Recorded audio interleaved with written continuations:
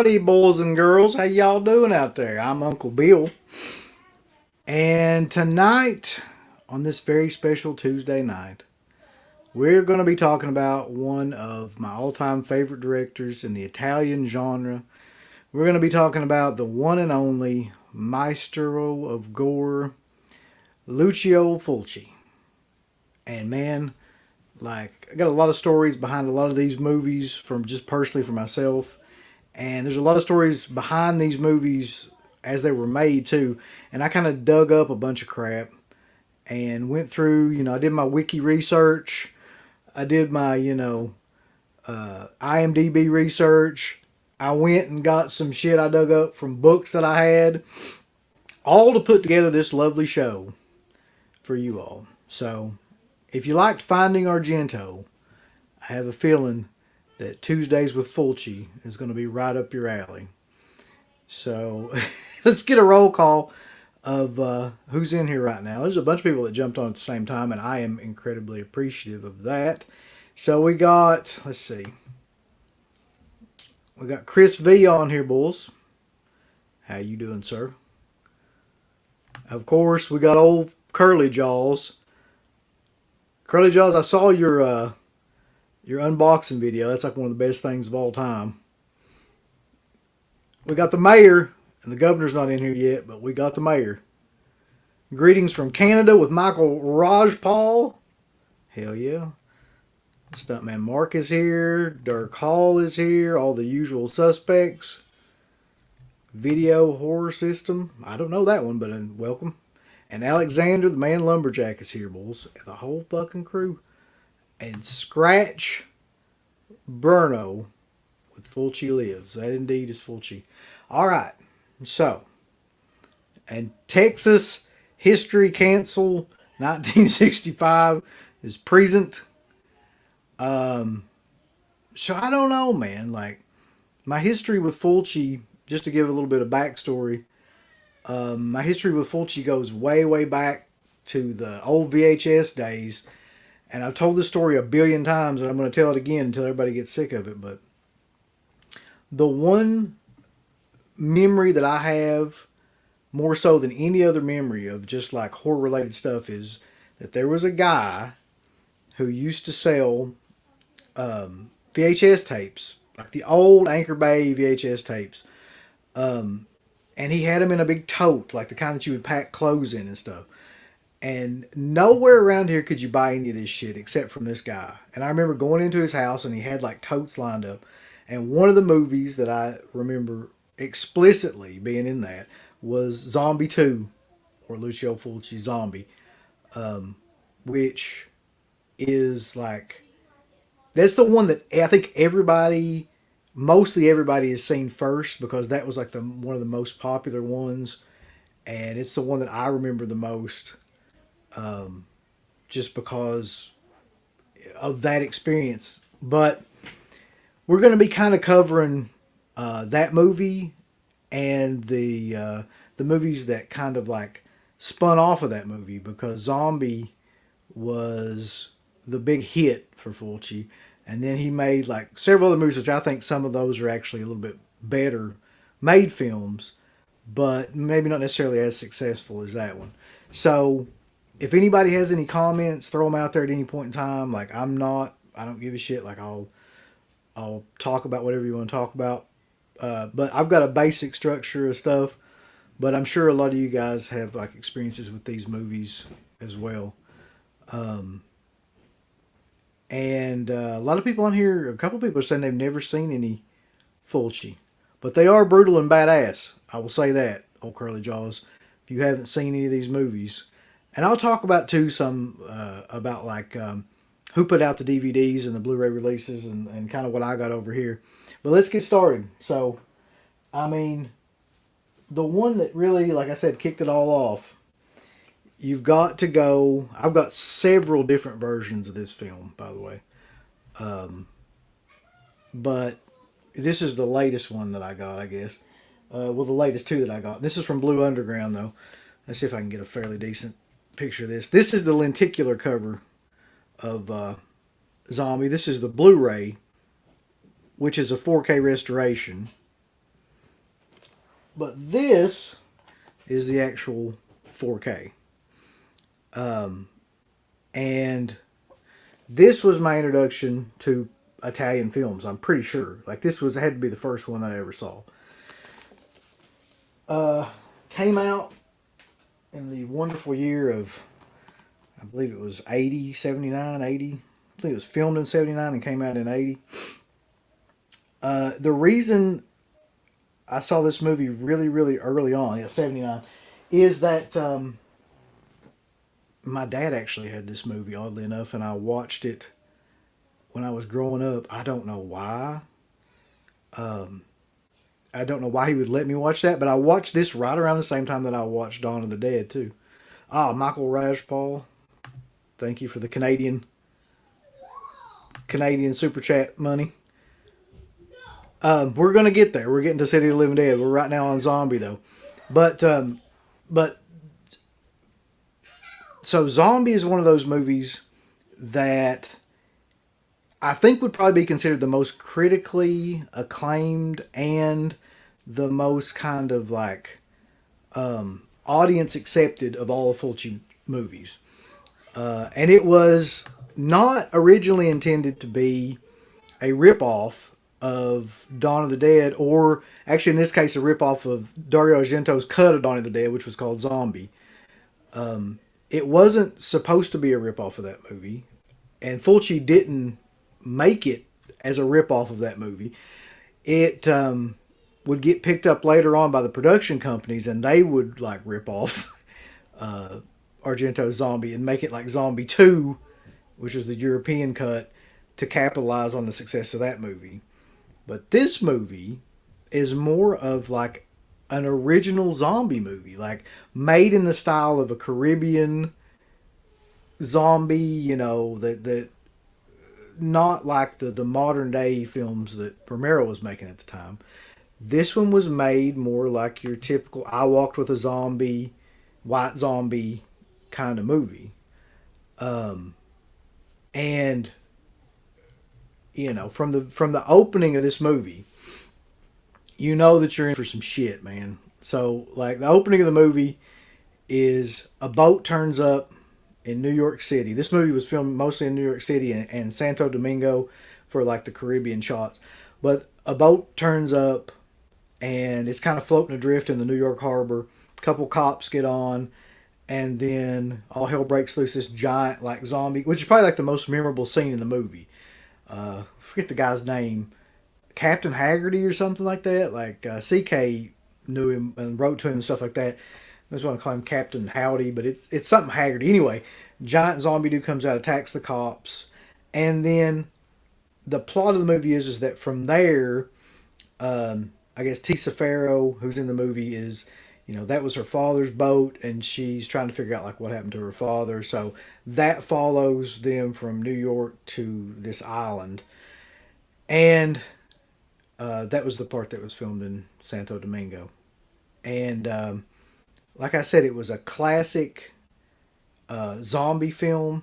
And I think what caught everybody off guard about this movie was how fucking gory it was.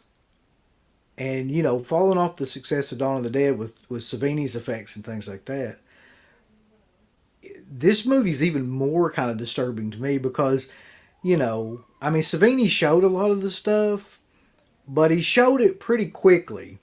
And a lot of scenes in this movie are just drawn out for the sake of being drawn out and really fucking uncomfortable kind of scenes in this movie. I mean, I know that like the most popular and probably the most talked about scene in this movie is the eye scene.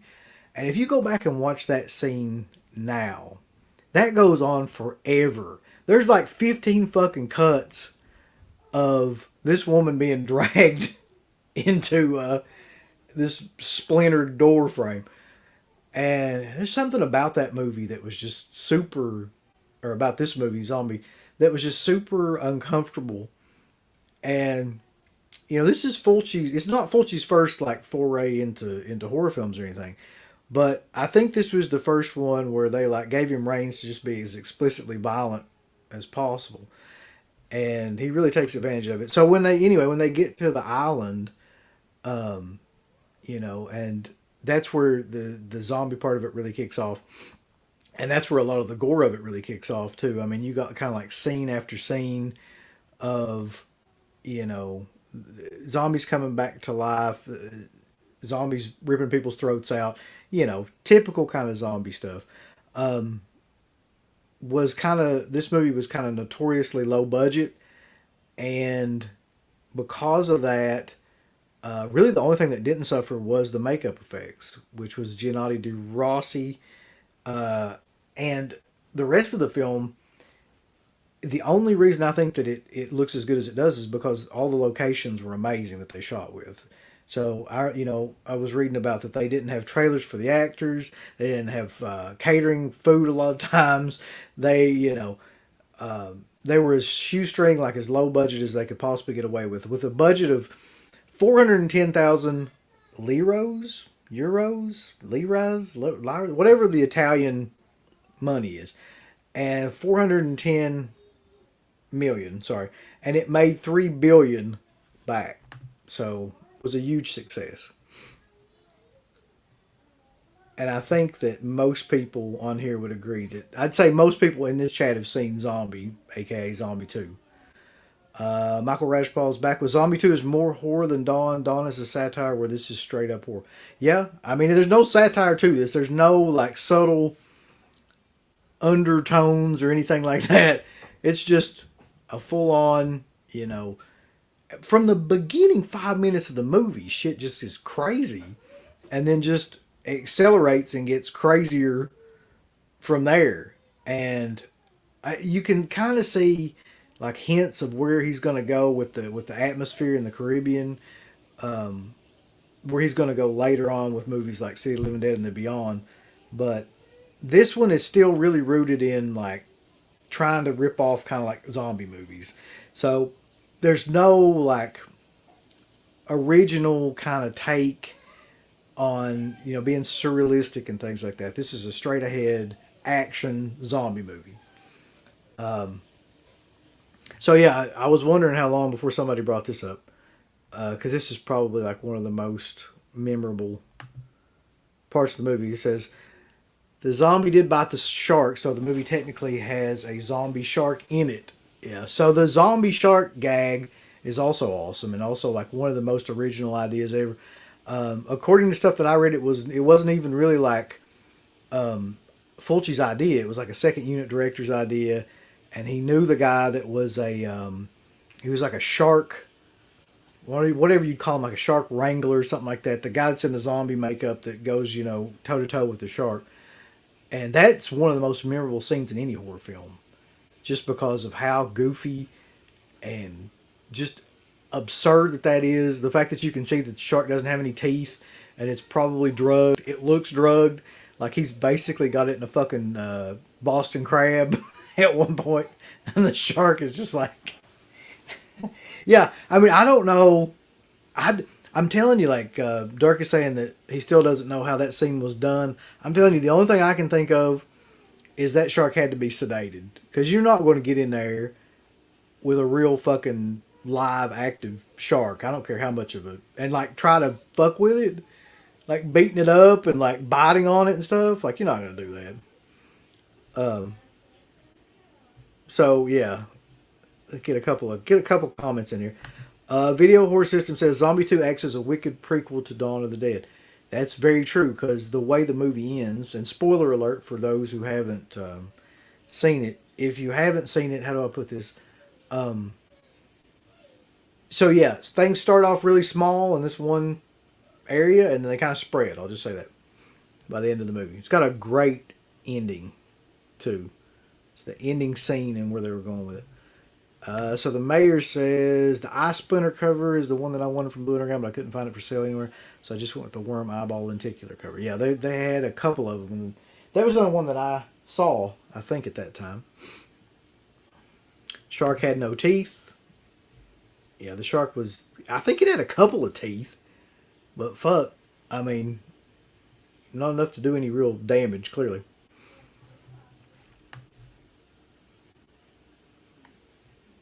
let's see. Kind of another couple things though about some of the scenes in the movie though. It was intentionally kind of picked up to make money by the producers, and a lot of the casting in the movie was intentionally kind of to make money to cash in on the Pharaoh name. In this case, it was Tisa Farrow and not Mia Farrow, but still, yet like everything about this movie was kind of an attempt to cash in and make money. A couple of the other actors are Richard Johnson, Ian McCulloch, and Al Cliver. Now, I think Richard Johnson or Ian McCulloch, I think they had a pretty popular TV show on at the time, and that's why they were cast to try to make money in Europe. But the movie definitely achieved that. It made a lot of money and also turned on like a whole generation of people to gore, as well as like Dawn of the Dead.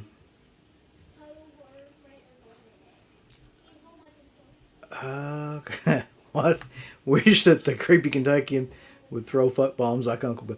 I mean, we ain't monetizing this, I'm pretty sure, so I don't think anybody gives a fuck. So Dirk says he thought it had teeth. I think it had a couple of teeth. That's all I'm gonna say. Like some teeth. This video horse system said the shark was well fed and sedated, and the zombie was the shark trainer. Yeah. Okay. So for the people that are super interested in Zombie that maybe haven't seen it, this is the version that I recommend. This is the 4K that came out from Blue Underground more recently, and this is the one I was talking to CK about this too. Pretty much of all of the 4Ks that I have, and that includes shit like Synapse and Arrow and stuff like. This is one of the best looking ones that I own. I could not fucking believe it when I was watching this, the 4K of this, and I was like, there's no way this looks this good. But it does. And for anybody that's a fan of this movie, you have to have this version of the film. I'm not kidding. I'm not fucking around. Like, you 100% need to go out. I don't care what, if you've got the Blu-ray that I've got over here, it doesn't matter. This version looks better. It's the go-to version of this movie. All right. So that being said, now to get into the real shit. I mean, not to say that this stuff isn't the real shit, but get a palm real quick. Not to say that this version or that Zombie isn't the real shit, but to me, things with Fulci really start getting interesting after Zombie. Like, I love Zombie. I've seen it a million times. It was my introduction to like European horror, like I said, but to me, it only really gets interesting when you start getting into the movies that directly came after it. So, right around 1979 to 1980, when Zombie 2 came out, it was a huge hit. Fulci, at that point in Italy, could pretty much do whatever he wanted because that movie had made so much money. I think it quadrupled its budget. So, he could pick and choose whatever he wanted to do. So, they decided to do kind of Fulci's interpretation of Lovecraft. Apparently Fulci was really big into Lovecraft, and Dardano, I'm going to butcher this name, Dardano Sacchetti was the scriptwriter on all these movies. And so that was kind of like what he was talking about in one of these biographies, was that Fulci was giving him ideas for City of the Living Dead about what he wanted to do. And, Sacchetti was kind of writing all this out, and most of it didn't make any sense from what I can gather. A lot of it's kind of broken narratives and plot pieces and gore pieces and things like that. But he legitimately and intentionally wanted these movies to have a feel like you were in like a Lovecraft novel, and to feel like it was surreal and you were out of place and things were weird, and kind of to make you intentionally uncomfortable. So a lot of the stuff that people think is stupid and thinks don't belong in the movie because it doesn't make sense was intentional. amazingly. Now, some of it wasn't, clearly, but some of it was intentionally kind of like made to make the audience be like, what the hell's going on, and be uncomfortable with the film, because I know a lot of people don't realize this, but Fulci, to me, Fulci always looked like kind of like your perverted uncle that was just a sleazeball. But Fulci has a background, and he was into art, he was into painting, he was a art critic for a while. I mean, he wasn't an uncultured guy, amazingly, although his films would kind of lead you to believe that. So a lot of this stuff had a lot more thought behind it than I think people realize. So anyway, going on to released on the 11th of August, 1980 in Italy. This is City of the Living Dead, starring Christopher George, and for the first time in Fulci's horror movies, Catriona McCall, who, by the way, we've done an interview with. You can check it out on the Dead Pit archives, I'm sure. And one of the nicest people, when we did the interview, during the signing and things like that too. Amazing and super, super classy. So, music by Fabio Frizzi. That's another thing I actually forgot to mention about. Can't believe I forgot to mention that, but yeah, Fabio Frizzi's kind of as the composer in these was fucking amazing. I think everybody too remembers the zombie score, which is just a bass drum, Oh, oh, oh, oh, you got that. Yeah. So then with moving on from that though, he also did the score for I think the next 3 or 4 films that Fulci did. But City of the Living Dead might be, I don't know, might be my favorite. I think what it does, and this is why it might be my favorite, is that it's not as batshit crazy as The Beyond, but it's not as straightforward as Zombie. So it combines the two to where it's coherent, but still out there. And I think that's why I like this one so much. Anyway, with a budget, I don't know what the budget was, but the box office was 985 million gyros. That's what I'm going to just say. Which, as you can kind of guess, was considerably less than Zombie. So, to talk a little bit about, let me get this out over here. City of the Living Dead, aka Gates of Hell. I'm going to tell you right now that I've got a couple different versions of this movie. I've got the Blue Underground Blu-ray, and this is an older version that came out, Jesus, 2010. And this was a screener copy. I know this because the barcode is punched out. This is one we got back in the Dead Pit days. And this is the one that I just recently bought, which is the Scorpion releasing version, aka Gates of Hell, which has a shit ton of special features on it and a 4K transfer. I recommend anything by Scorpion, by the way. Like, if you have the option, everything I've got of theirs is flat out fucking amazing. So let's talk about City of the Living Dead. The basic plot of this movie is there's a seance going on, and the seancer, yeah, that's right, I'm sure, experiences this vision of a priest who hangs himself in a cemetery, and basically, by doing that, opens the gates of hell. And this was intentional too, by the way. That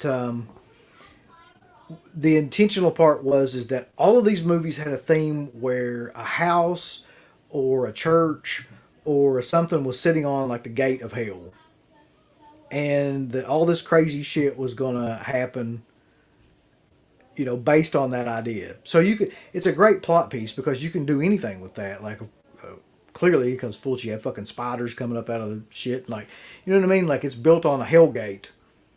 So, literally all hell breaks loose.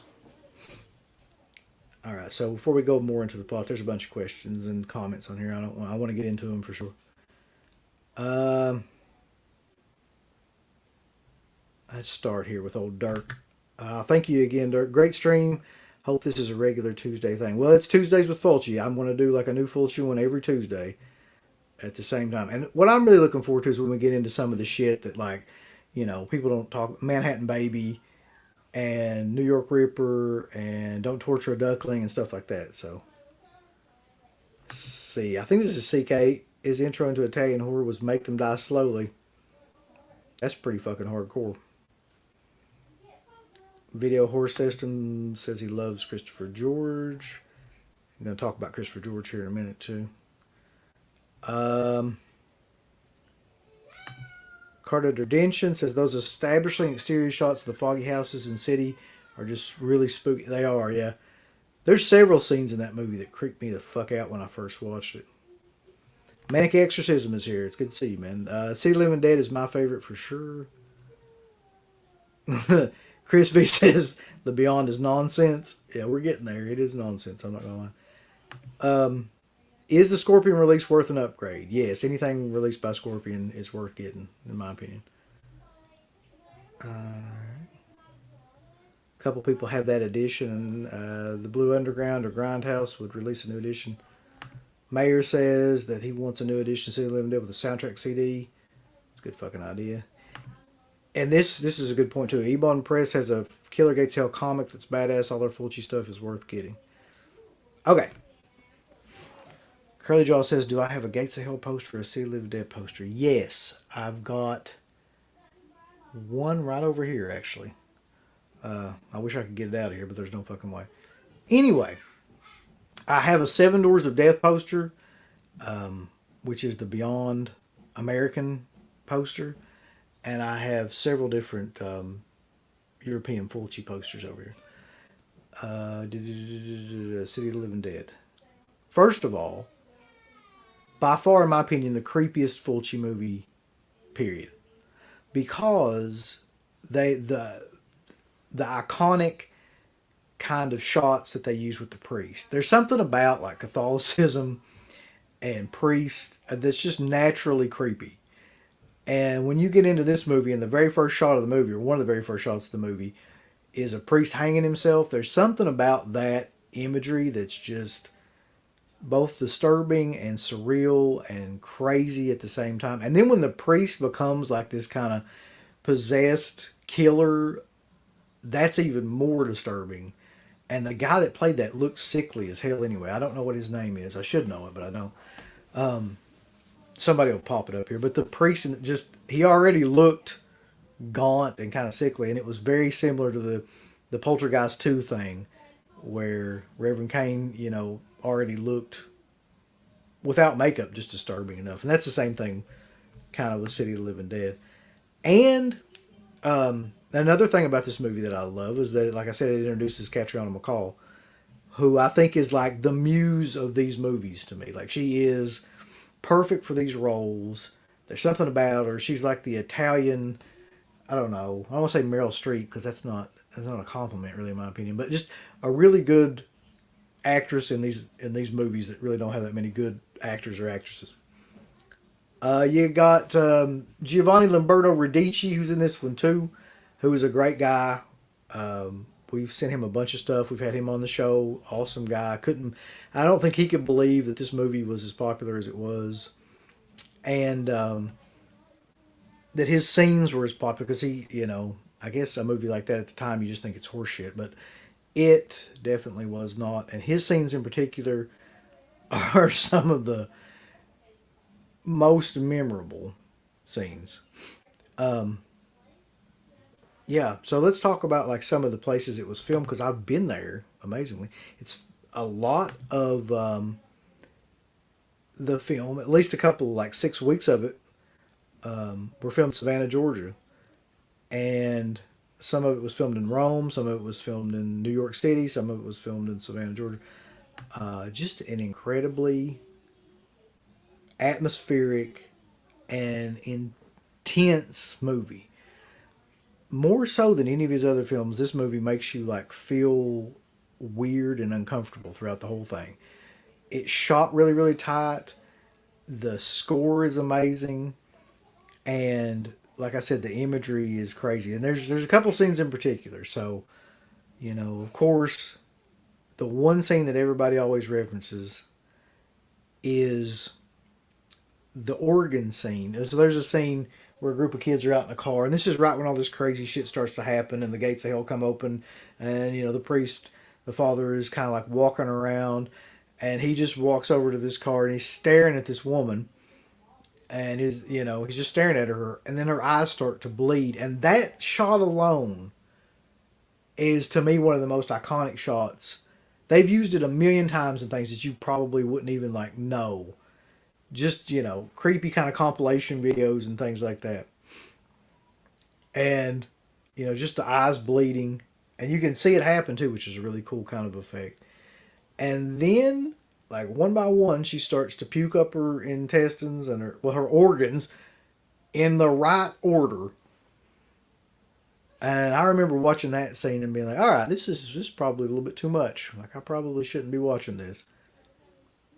You definitely got my attention. I will say that. Just horrifying fucking scene.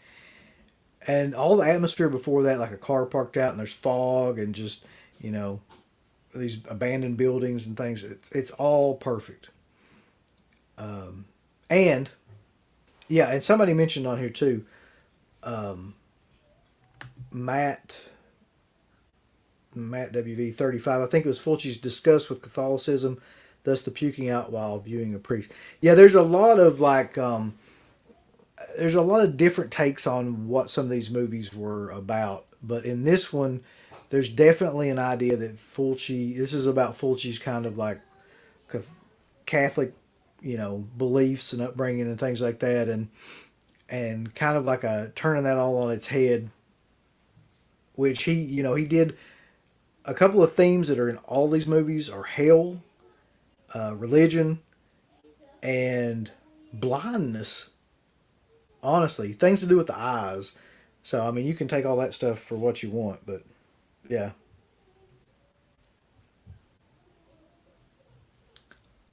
All right. Let's get a couple of comments in here. Yeah, so Catriona McCall is the Scout Taylor Compton of Italian horror. Yeah, something like that. Infernus Rex says that the metal band Death has a song called Regurgitated Guts, which is about Gates of Hell. I have to check that out. That sounds truly disturbing. Now, old Curly Jaws is going to watch all his movies now. So, the other couple of scenes in this movie that always kind of freak people out. There's another scene in the movie where Giovanni Lamberto Radicchi's character, who's I think his name is Bob. And by the way, what the fuck is up with Fulci calling everybody Bob? Is that like the only like American name that he knew? I think it had to be, because there's a lot of characters called Bob in these movies. Which, by the way, Fulci didn't speak English really at all. That's another thing about these movies that I find to be fucking hilarious, and kind of why you can tell that the acting is so kind of bad, is because from reading some of the stuff in his biography, he not only did he really not speak English, but he didn't really want to speak English, and he would communicate by like grunting, pointing, and he had like a translator sometimes when he didn't want to grunt or point that would translate. So if you ever wonder like why these things look like the actors don't know what they're doing, it's probably because they didn't legitimately know what they're doing. And Dirk Hall says that he heard that Fulci treated women badly, the women actors. There is a lot of like reports about that, and I don't know. We'll get more into Fulci as these go on, but needless to say, his backstory probably lends itself to he wasn't necessarily the best. He wasn't a feminist. I'll put it that way. Oh, so we got some cool comments on here, and this is exactly right. I forgot about this. The guy in the car with Puke Girl is Michele Soavi, who went on to direct his own films, notably The Church, and oh god, did he do? Jesus Christ, did he do Della Morte? Somebody tell me if he did, or if I'm just like imagining that. Anyway, so we go back to City of the Living Dead. Bob, Giovanni Lamberto Radici. There's a scene in the movie too that's used on, like, it was on Fangoria or Gorezone or one of those. It might be Gorezone, and it's been on T-shirts. The classic scene where, Bob runs into this woman's house and she's trying to console him. He's kind of slow, and tries to smoke pot with him, I think. And right when this is about to go down, the dad runs out and like thinks that he's trying to like get in her pants, grabs Bob, throws him on this drill press, and like drills a hole like straight through his head. Which is an amazing effect to this day. Like, I love the way they did that. The way they edited it was perfect. The way that it was shot. And it's another one of those where you know what's going to happen for like probably 2 minutes. And it's like the eye shot from Zombie, like this is like slowed down, and it just takes forever to get to the payoff, and it's just, you're just uncomfortable just sitting there. Yeah. Crazy scene. Great effect. I'm sure somebody on here can tell us how that effect was done. It's probably one of the Savini kind of, sleight of hand tricks where they use the editing and stuff as well. But Giovanni Lamberto Radici, I assure you, is still alive and well. All right. Yes, he did direct De La Morte De La Morte. Okay, so there we go. Which is a great movie in and of itself. And Stage Fright, too, which I love that movie as well. The Mayor says he directed The Church, The Sect, and Stage Fright as well. Awesome. All right, so the ending of this movie. So the ending of all these movies are very fucking vague and apocalyptic. Like in all of them. And you know that was kind of by choice. And in this one, it's no different. And it's always kind of freaked me out, the endings of these movies, especially when you get to the Beyond. Which might have my favorite ending just because it makes zero fucking sense. Well, the ending of this movie makes zero fucking sense for that matter. So yeah, I mean, some people tell me, like, do you like this type of ending? Do you enjoy that kind of like crazy, vague, surrealistic kind of ending, or do you prefer like a straightforward kind of one? And as you guys are typing, I'll tell you a couple of facts about this one. This one was released on DVD in the States by Anchor Bay in 2000, and on DVD and Blu-ray by Blue Underground in 2010. In 2018, Arrow Video released a limited edition 4K remaster of both City and the Gates versions in the United Kingdom. The Gates version was given a Blu-ray release in the United States as well as an online exclusive. By the way, all these movies I'm pretty sure were considered to be video nasties in the UK, and a lot of them weren't available until kind of more recently. So let's see what people think. Darren writes, what's my take on the City of the Living Dead ending? I don't know, man. Like, I honestly don't even begin to interpret the ending of that movie. It's so crazy. I just kind of take it for what it is. Stuntman says Stage Fright is one of the best Italian movies, slashers ever. It's very true. I have trouble moving this shit for some reason. It's really annoying. Dirk says he's always loved the ambiguous endings, which make you think.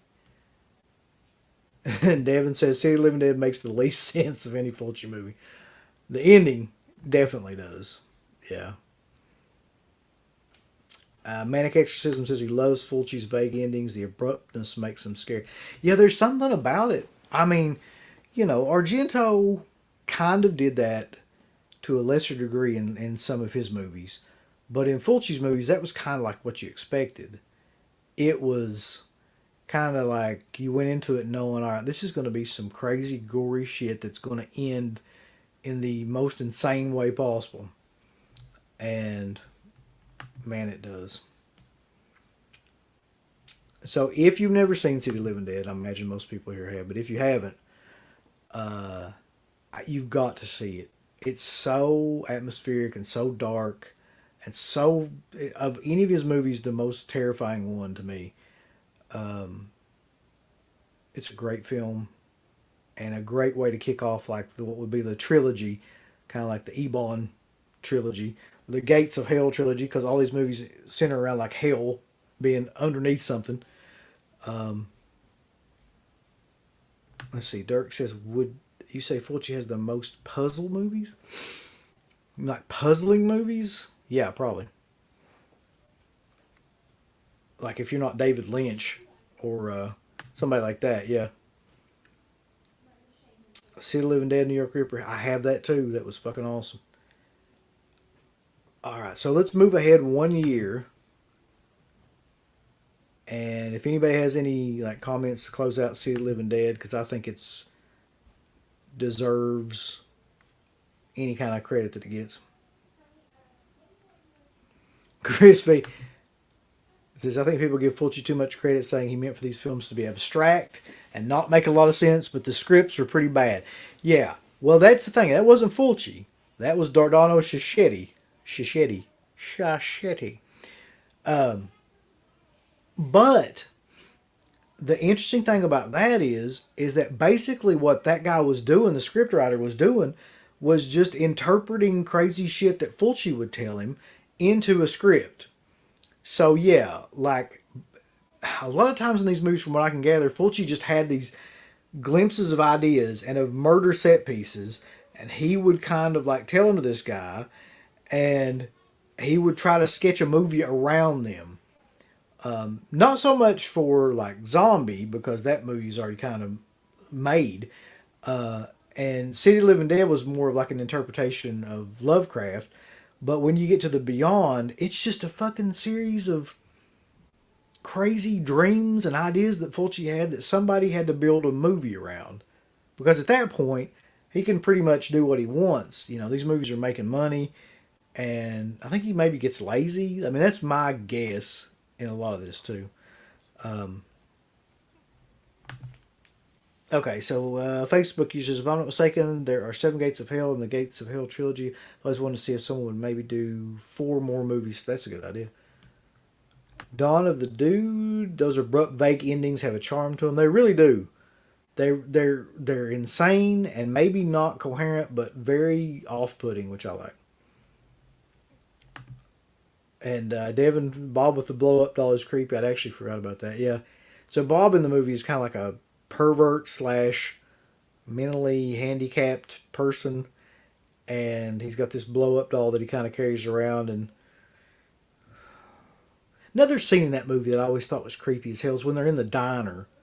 And this is in City, where they're in the diner and shit starts cracking and like opening up, and all the people kind of like freaking out and running out into the streets. And like, there's something about the imagery in that movie that's just, even though it doesn't make a lick of sense and it's edited horribly, it's just flat out amazing. Let's see, is this Tanya? Tanya Brown said City of the Living Dead is my favorite movie by Fulci. That's what we were just talking about. It's a lot of people's on here, and mine too.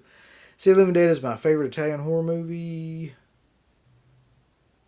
And Carter Redemption, The Beyond is Fulci's magnum opus. The New Orleans setting mixed with surreal and abstract story. It's Fulci's full auteur mode, and the movie's art house horror masterpiece. Yeah, we're getting to that right in a minute.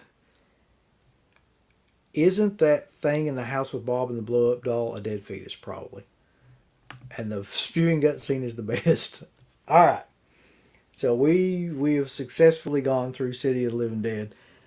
Awesome movie.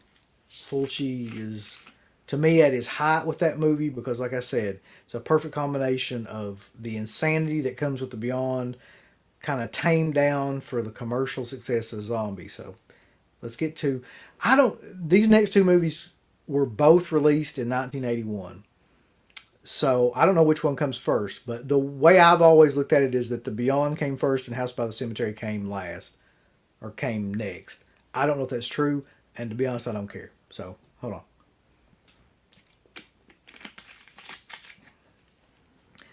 So, 1981 comes around, and I guess Fulci's like, fuck it.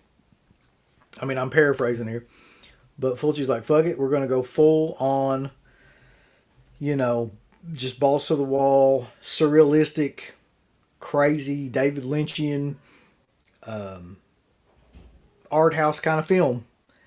And the result is on in April 29th, 1981, he releases The Beyond, aka The Seven Doors of Death.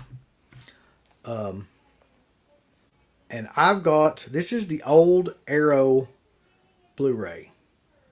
I don't think I have any more versions of this movie. I think this is the last one that I actually bought. Which is weird because I've got like newer editions of all the other ones. And I always loved the way they did these, by the way. Arrow at this time, where you had the slipcover that was just basically like that, and then like a window pane almost. And there's the Delia. This came with. It's awesome the way they pack it. I just want to take a minute. Back in the day, they still do awesome packaging, but this came with a poster and the booklet and all of the releases for Arrow Video in whatever year that was. Had to be like 2011. Yep.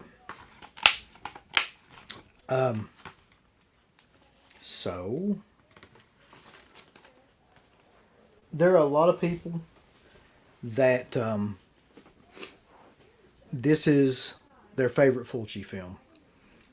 And I wouldn't disagree with that. It's just, it's a little crazier than even I mean, when I say crazier, I mean a little bit more disjointed maybe than even I can like fully get behind. But let's do some specs. So it stars Catherine McCall in this one, not the Catriona McCall. It's the same person, but they just mess with the name.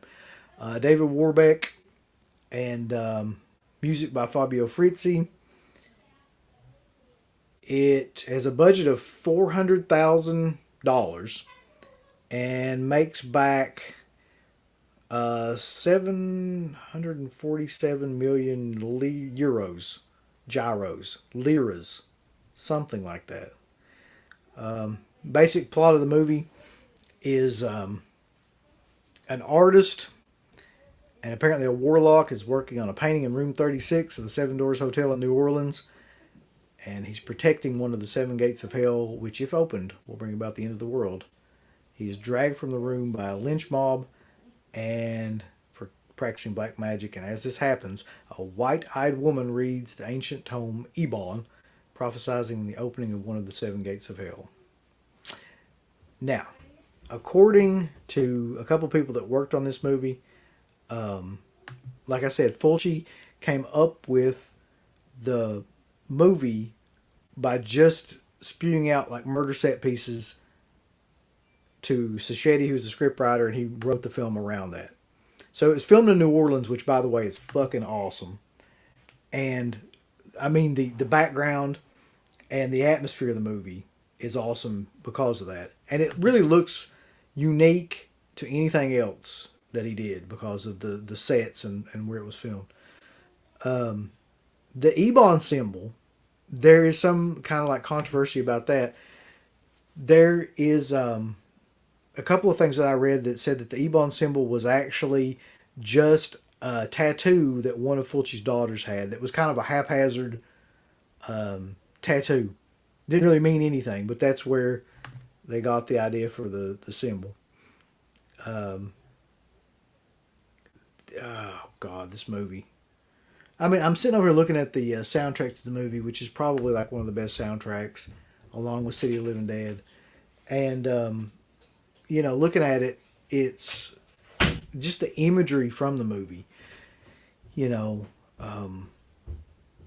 was another thing, too, about his movies. They had a lot of imagery that were kind of related to psychics and, the occult and things like that. And in this one, there's a blind woman whose eyes are completely whited out, who carries around this dog, who I guess is like a protector dog. And just the image of that alone on the bridge has become like a classic kind of image. I don't even to give you a narrative about the Beyond is damn near impossible. So basically, after the gates of hell are opened up by that death, then you fast forward to like modern day, and Catriona McCall ends up living in that place, and all this freaky shit starts ending up happening, which is basically the plot of all of his movies. Now that I think about it, in one way or another. But yeah, so it's open like a portal to hell.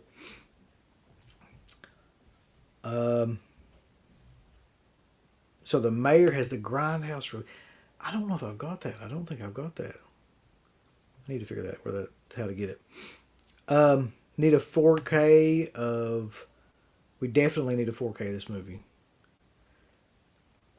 Is there no 4K of this?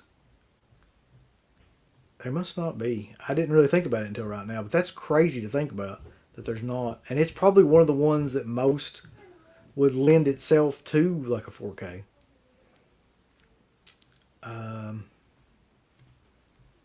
Let's see here. Some of the imagery, even though this movie is insane.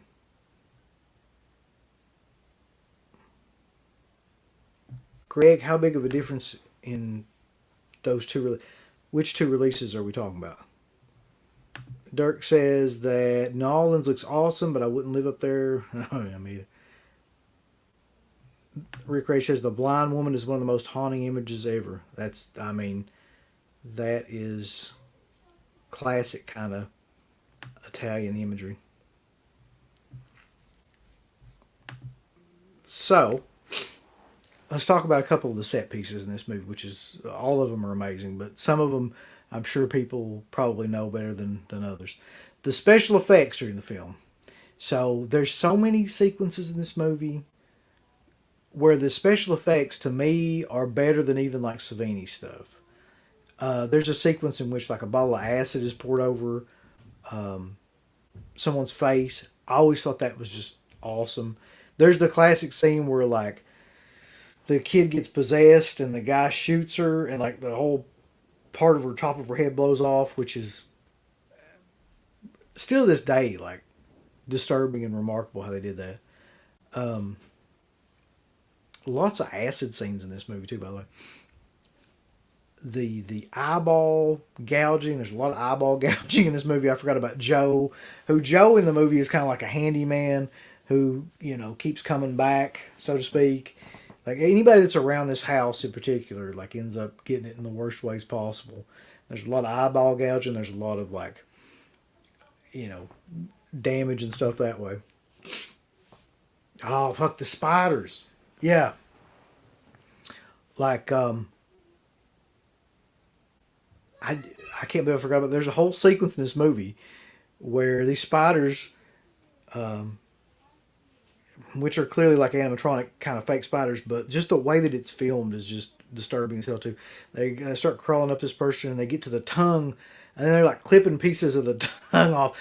This goes on forever, by the way. Another one of those like you don't realize until you go back and watch these movies like how long these scenes go on. But the spider scene is like edited like it's fucking, the Ten Commandments or something. Like it just goes on and on and on. You see him crawling up and you see him like taking chunks out of the face and the tongue and, just, I guess the point was just to make people like as uncomfortable as humanly possible. Yeah. And the warlock scene too, where he gets crucified and he's getting whipped and stuff and there's skin and shit coming off. Like those effects were amazing. So let's get some comments on other people's favorite scenes from the movie. Because you can't talk about the plot of this movie. Like there's no real fucking plot of this movie. It's just a bunch of crazy kind of set pieces strung together. But you can definitely talk about the imagery. And this might be the most Argento-esque Fulci movie, by the way. Just the way that it's set up and the imagery and the fact that there's not a real linear narrative to it whatsoever.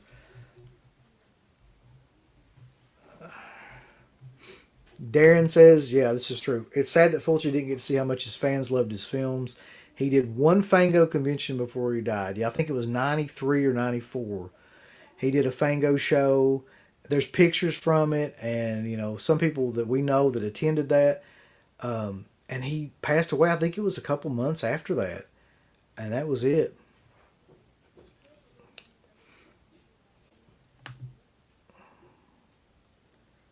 Mayor says he has three copies of the Beyond soundtrack. One came with the Grindhouse Blu-ray, another one with the bobblehead. I've got the bobblehead in there too. Most Phantasm says most memorable to me is the embalming fluid and stuff running all over the floor. Yeah, like when all the stuff gets like dissolved and there's all the mess and goop and everything.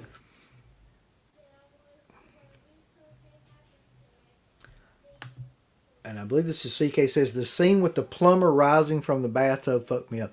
Yeah, that was the one with the the eye gouging and all that prior to that. But yeah, the scene where it's just like you don't see anything, and then it's just kind of lifted to the surface of the water and kind of sets up. The dude could film a set piece. He could film a murder set piece. You got to give him credit for that. Um,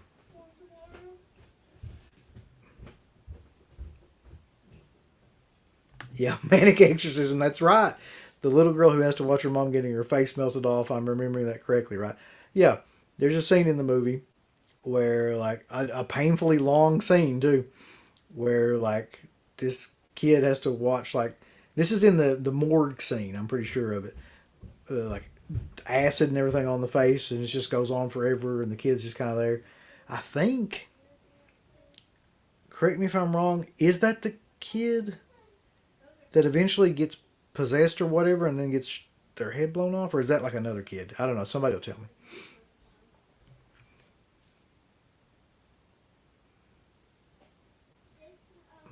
Yeah, I think the Beyond is the one that's most open to like multiple interpretations of the movie.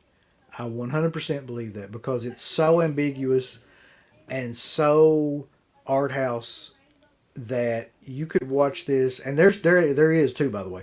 There's people that make up stories about what this movie is about, and especially like what certain cliches that are Fulci used in it are about too, like the blindness and not being able to. Only people that are blind to certain religions can read the book and interpret what it means, and the Book of Ebon, and there's all this kind of stuff that people believe about it that could be true.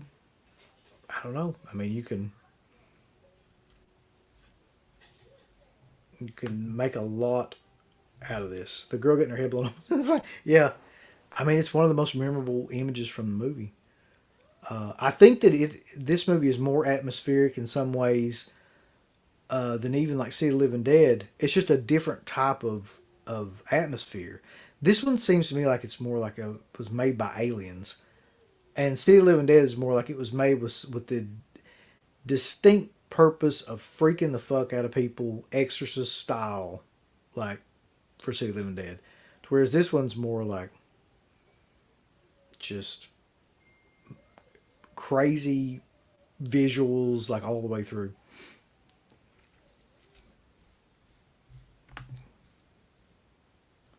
So we'll talk some about like the releases of the movie too. Didn't know this, but the uncut version of The Beyond was made commercially available in the U.S. or was not made commercially available in the U.S. until after Fulci's death in '96. North American distribution rights went to Bob Murawski and Sage Stallone for Grindhouse releasing, which partnered with Tarantino for the. I don't know if people remember this, but they had like a Rolling Thunder, like a road show, where they would go around and show like prints of the Beyond, and it got really really popular too there for a while. Back when that first started, they first released the movie, and I think they may have gone back more recently and done like another series of shows where they showed these theatrically, showed the Beyond theatrically, which I would friggin' love to see that, especially an uncut version, because people don't realize this about seeing movies in the theaters like that, especially these Italian movies. But it's really hard to find an uncut version of these movies because if they played in the states, they were usually chopped all to hell. Like we saw a version of Suspiria that was edited, you know, just really heavily, like really censored. And I saw that at a screening one time, 35 millimeter print of a really heavily censored version. So it'd be really hard to find some of these movies uncut.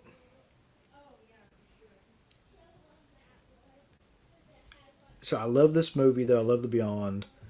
Um,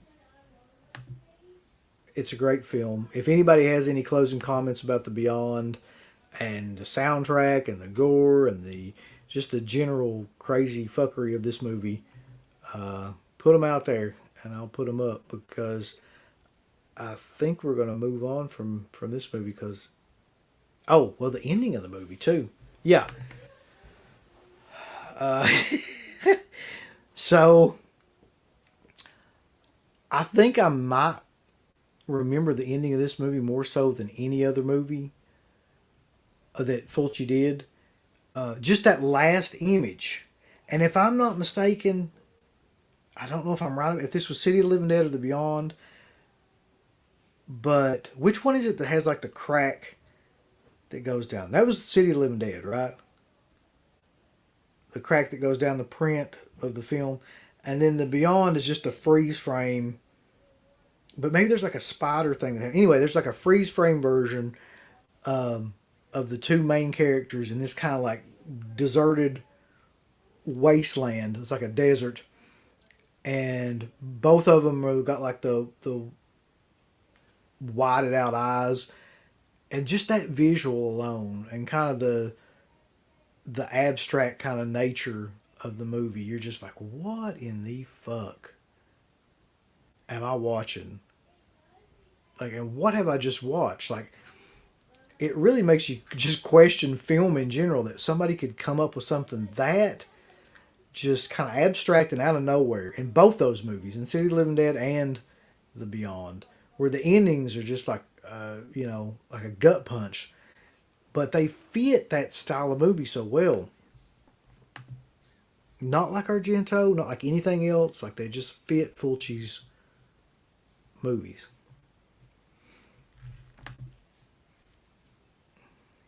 So let's say we got a whole bunch of comments. Jesus.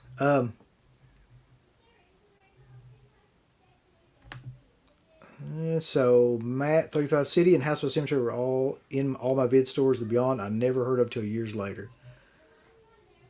And City of the Living Dead has the crack. The Beyond is one of those movies I love and have watched a bunch, but still this day tend to avoid watching it because it's so unnerving. That's very true. It's very, very insane. The Grindhouse DVD version had the band Necrophagia video, and You Will Live in Terror. That's another thing about the movie. If you ever wrote those parts where it's like the narrator is reading that crazy shit, like, and you will live in the seas of blood and terror. It's like, Jesus Christ. Like, that's some great stuff. Dirk, thank you for the super chat. He says, I'm about to make some Fulci purchases after this stream. Would you say these are his best? I always mix up a few of his films.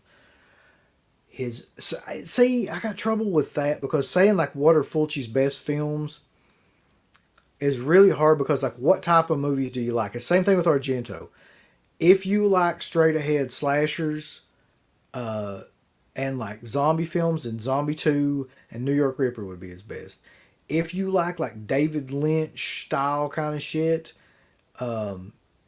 just crazy off the wall visuals and gore, then City of the Living Dead and The Beyond are his best. If you like pure shit, then anything after like 85 probably. No, I'm just kidding. Manic Exorcism brings up a good point. The ending of The Beyond is pure hopelessness and made me love Fulci as a director. It's very simple, but holy shit. I was about to say a gut punch. Yeah. I mean, when you see like the two main characters of the film who've like fought all the way through this film and just this craziness that's around them, and then you see that image at the end, oh, it's just great filmmaking. I don't give a shit like what anybody says. The mayor says the landscape that they're in is the painting from the beginning of the movie. Yeah. I had forgotten about that, but he's right. Oh, yeah. I forgot about this too. You know, the scene with the character with the pickaxe trying to get the girl out of the coffin and nearly hitting her in the face each time was effective.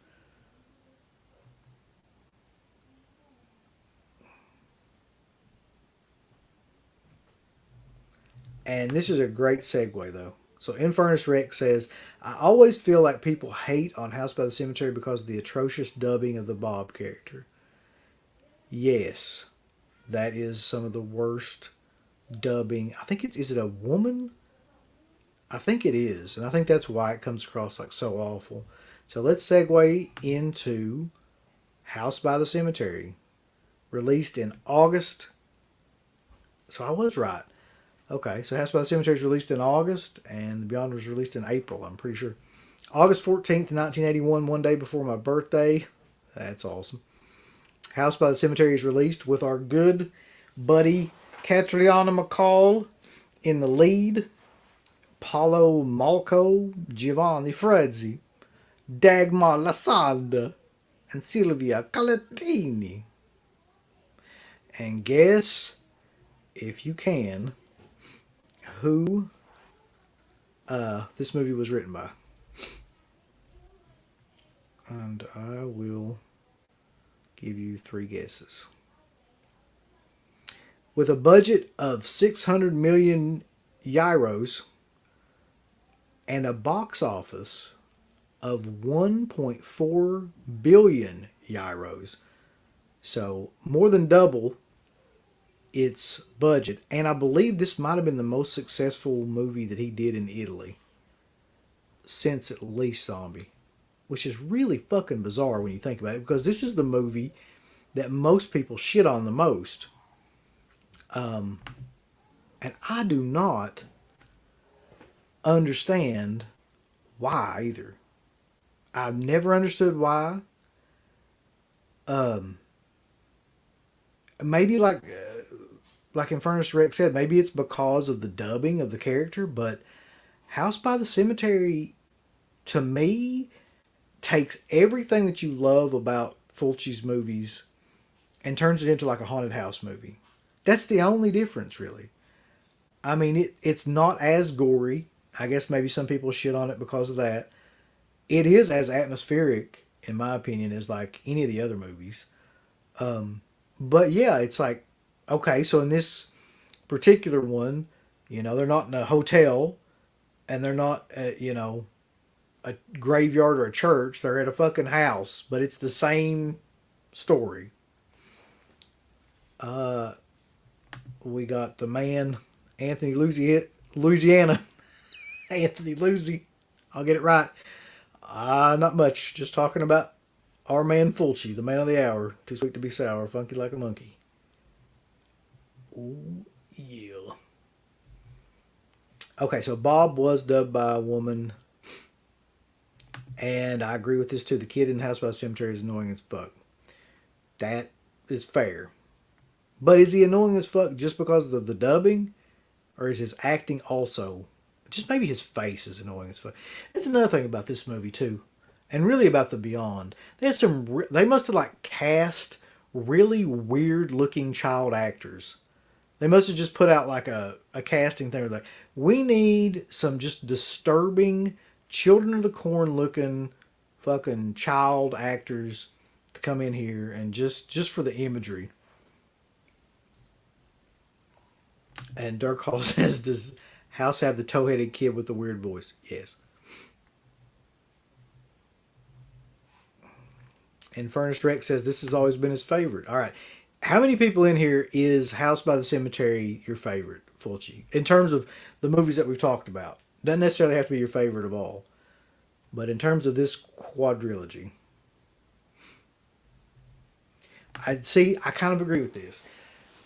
Darren says House by the Cemetery has a Hammer quality about it. Possibly my favorite of his.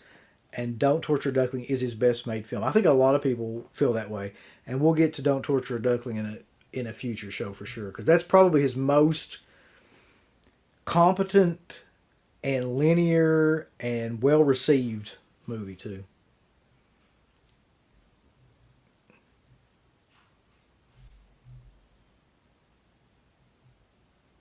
I believe that the house from House by the Cemetery is used in another movie, but I can't remember what movie it's in. Somebody help the mayor out. He's soon to be the Secretary of State.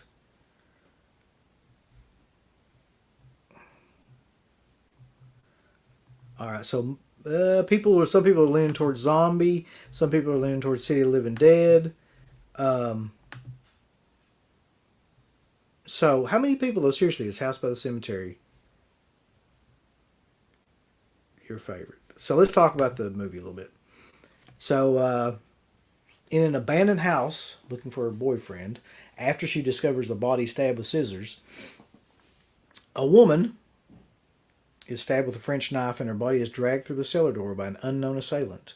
At the same time in New York City, Bob and his parents, Bob is Giovanni Frezzi, Norman and Lucy Boyle, are moving into the same house. Norman's ex-colleague, Dr. Peterson, who murdered his mistress before committing suicide, was the previous owner. Ah. Shot in location in New York, Boston, and Concord, Massachusetts, the film was also shot in Rome, and the shooting took 8 weeks. So yeah, let's talk about like House. Beginning of the movie, and I think this kept me from watching it a little bit because the beginning of the movie's got a lot of setup for what's going to happen that involve two of the most annoying child characters ever. Bob, who's the annoying, weird voiced little blonde child, and the redheaded female lead child who is probably to me almost as annoying, who just is kind of like a ghostly apparition that shows up different times to try to warn Bob that some shit's getting ready to go down in this house that his parents are moving into. And one scene in particular where like she's walking on a storefront in the town where they're at and where the house is, and like he looks in and sees like a mannequin and it's kind of got her head and the head gets like chopped off.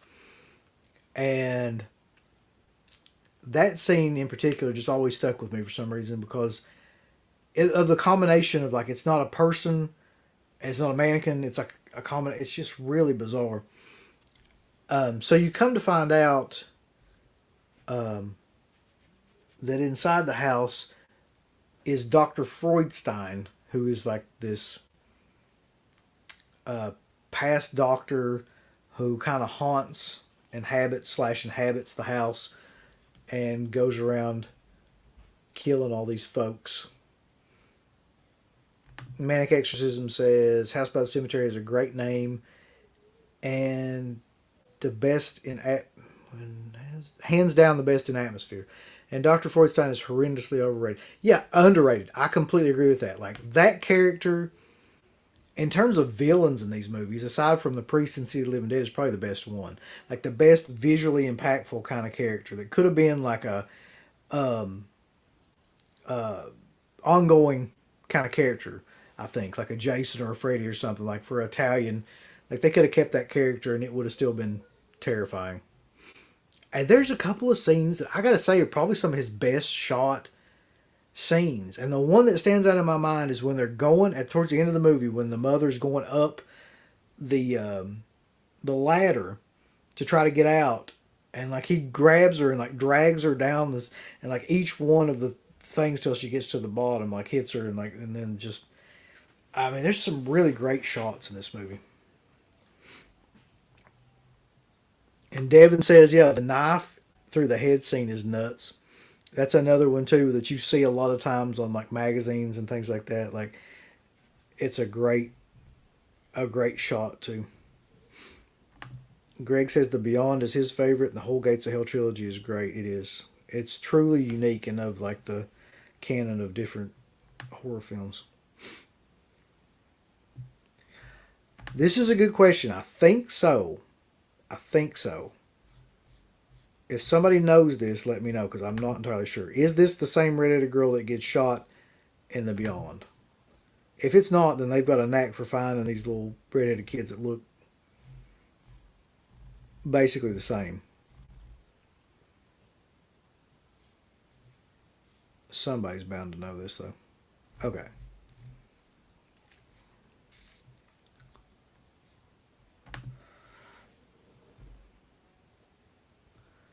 Darren says he's heard some people call this a zombie film and others a slasher film. It's a mix of the two. As a ghost element, it's a unique film. Alex Dodrell, what's up? Thanks for taking time to do the live stream. No problem, man. This has been a good time. House by the Cemetery is a great name and hands down the best in atmosphere. Oh, I already read this one. I think I read that one. I gotta get down here further. Does Grindhouse still put out the Blu-rays? Good question. Fulci had this thing recreated, amazing atmosphere, and then putting a scene like this in a hilarious bat scene in the middle of, Jesus Christ, I forgot the bat scene. Yeah, he's right, because in a lot of these movies, you got super serious, like, drama and, intense, frightening kind of scenes that are broken up between, like, this ridiculous bat scene and where a bat attacks, like, one of the main characters. And then in, like, the Beyond the Spider scene, which I always thought, they tried to make that scene terrifying, but it was more silly than anything. And the same thing with the bat scene. But I'll tell you this much, though. Where this movie really, like, the rubber hits the road with this movie is when, like, probably 3/4 of the way in the movie, when I guess it's the babysitter is in there, and Dr. Freudstein shows up, and, like, then the mom and everything ends up down there. Like, it really goes from, like, 0 to 100 in terms of just fright right there. There's great turn there. It's a great overall kind of end to the movie as well.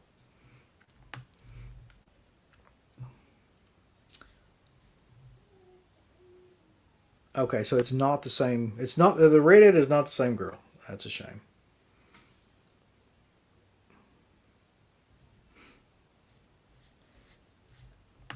So House by the Cemetery is notably not as popular as any of the movies that we just talked about. But to me, I think it fits. And I'm going to be honest. I don't know where I would rank it. So I think now would be a good time. There's still quite a few people in here. Let's rank, and I'll have to force myself to do this too. Let's rank from Zombie to House by the Cemetery, what we went over. Where would you put them? And while y'all are doing that, will read you some fun facts about the release of this film. It was re-released on home video in 1988 with 4 minutes cut out of the film, and then was released in May of 2001 with only 33 seconds cut, and again in 2009 uncut. The releasing was by Blue Underground on Blu-ray and DVD on the 25th of October 2011 with a new 4K or 2K transfer. House by the Cemetery is definitely in a league of its own. It says the most terrifying scene for me is when Bob is begging to get out of the basement, and since the doorknob breaks, his dad takes an axe to the... Oh, I forgot about that scene. It's a great scene. Yeah, like the axe... There's another thing Fulci did all the time, too. Like, pickaxes or axes, like, barely missing somebody's head. Like, there's the one scene with the casket where, everybody thinks that the psychic or whatever is dead, and, like, they go digging into the casket, and the pickaxe misses her head by, like, an inch. Same thing with this one, too.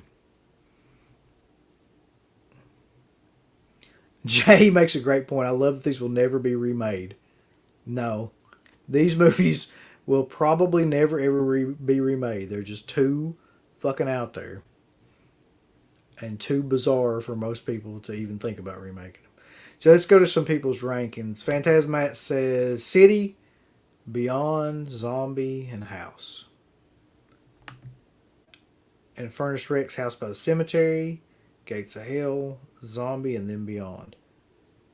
Darren says House, The Beyond, Zombie, and City of the Living Dead. God, see, that's the weird thing about these movies. Like, these rankings are all, like, basically completely different. And that's the great thing about Fulci's films. Like, they're so out there and open to interpretation that people, like, find different things that they love in them. The Mayor says The Beyond, Zombies, City of the Living Dead, and House by the Cemetery. Dirk Zombie City, The Beyond House. Matt just says, I think Fulci hated kids. Yeah, I think you might be right. Rick says, The Beyond is first by a mile. Oh, where'd they go? The Beyond is first by a mile, then City, House, and Zombie. God, yeah. Okay, so here's mine, I guess. There's a bunch of people's coming in, but I would go with City. City Living Dead would be first. God bless. Zombie, but not because I think it's a better film, but because like I just have a nostalgia factor attached to it. The Beyond, and then House. Although at any given time, those could all be mixed and changed. That's the thing about these movies. Like you go back and watch them, and you're like, I've done this with House, but I'm like, that movie is a lot better than I remembered it being. After repeated viewings, you kind of begin to appreciate a lot of things, a lot more things about these movies. Now that's why I think that they're great. I just realized I didn't even fucking put this one up. Um, this is the last one that I've got of House by the Cemetery. This is the recent Blue Underground Blu-ray that they put out. This is the lenticular one too, and the 3 disc special edition. I think it's got the soundtrack. Yeah. So it's got the soundtrack on here and like tons of special features. This movie is,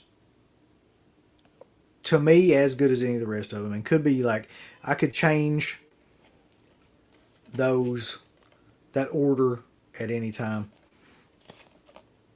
So new stuff on this one is you got a new audio commentary, a new interview with Giorgio Marzita, a new Dr. Freudstein interview with Stephen Thrower, who does a lot of. I got a book of his on the way about Fulci, which I've heard everybody say that I should check out, and I have not. I just bought it. It's called Beyond Terror. I haven't looked at it yet, but I can almost guarantee that it will be awesome. So that's on the way, and hopefully that'll help me more too with the preparations for some of the more obscure Fulci stuff that's coming up. But that's it, really. We went through the whole fucking quadrilogy. I gotta say that I'm fucking thrilled. There's a lot of feedback in here, which is great. And I couldn't be happier with how it's went. For those people that are in here that didn't see the original Finding Argento one, go back and check that one out too. There's another series of videos that I did about Argento's films. I still need to finish that series, by the way, but the majority of them are on there, so check those out too from DeadPit. And every Tuesday, from now until I run out of movies that I own of his, we're going to cover another Fulci movie. And I'm not going to do 3 or 4 like this anymore. I'll probably just do one each time from now on. Because like I really wanted to get this whole thing out of the way. These are the ones that everybody, or most people know and love and have been talked about, like, but there's a lot more movies that he's done that we're going to get into that are the lesser known ones that I own. Like I can't wait to get into Conquest. I can't wait to get into, New York Ripper, don't torture a duckling. A lot of stuff like that we're going to get into.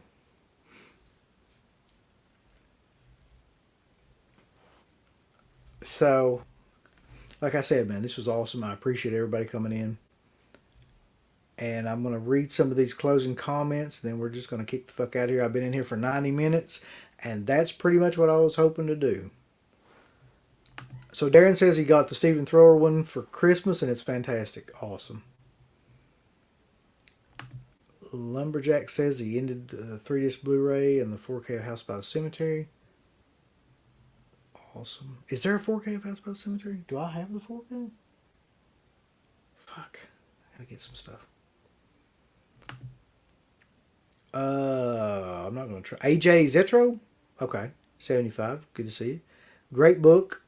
Talking about Beyond Terror. Huge. Could be used as a weapon. Awesome. I may do that.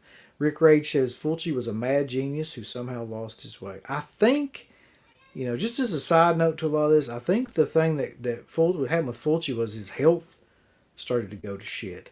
He was diabetic and notoriously was like in bad health for the last probably 10 years of his life.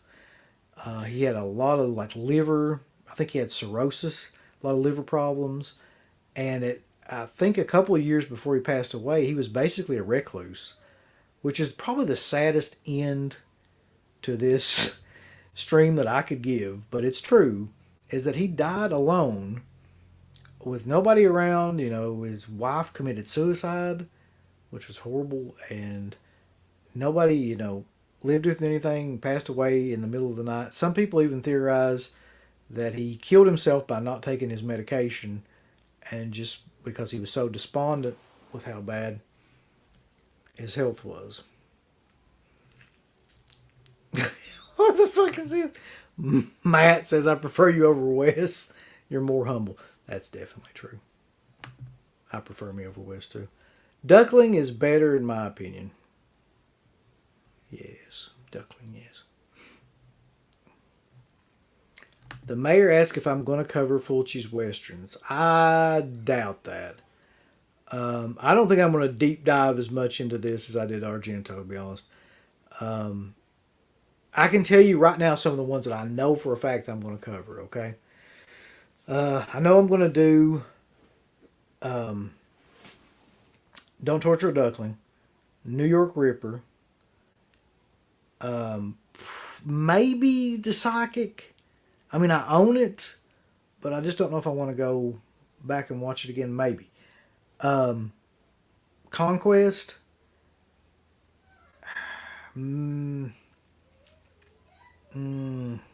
Somebody give me some. I'm thinking like Manhattan Baby, but I don't know. Somebody give me some more recommendations and I'll see. Facebook user says New York Ripper is such a great film. Can't wait to hear you review. I can't wait to review that. It's been a long time.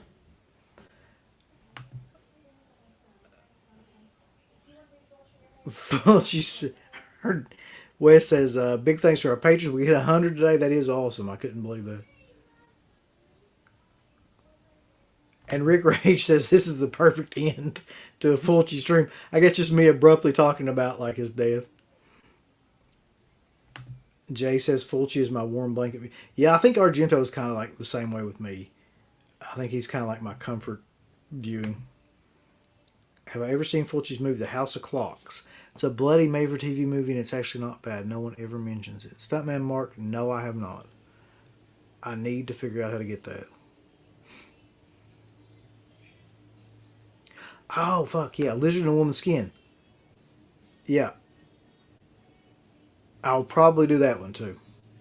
And Cat in the Brain. Shit, I gotta narrow this down. I'll be doing fucking Fulci movies for like the next 3 months.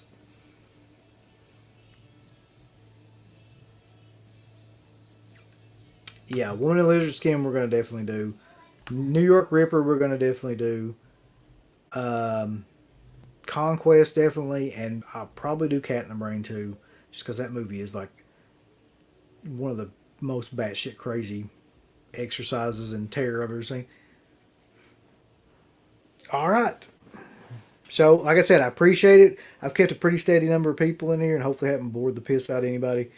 For anybody that's interested, go back and check out the Argento film reviews that I did. Go to DEADPIT on Patreon.com. Go to DEADPIT.com. Check out, we got all kinds of shit coming up here soon.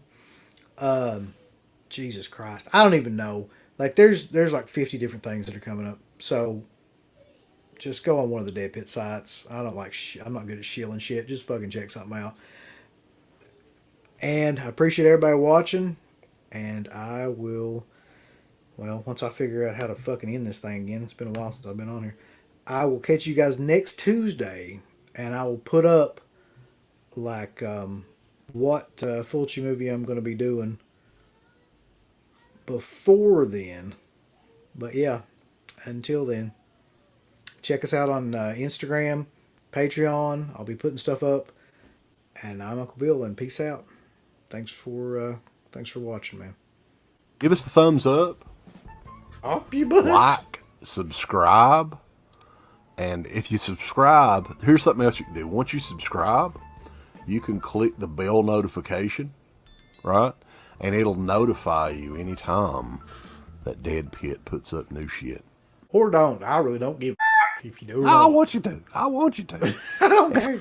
Let's keep our community growing here on YouTube. I don't like it. I don't want you to do nothing. Listen, they need to do that, pal. No, don't you dare touch it. Thumbs up.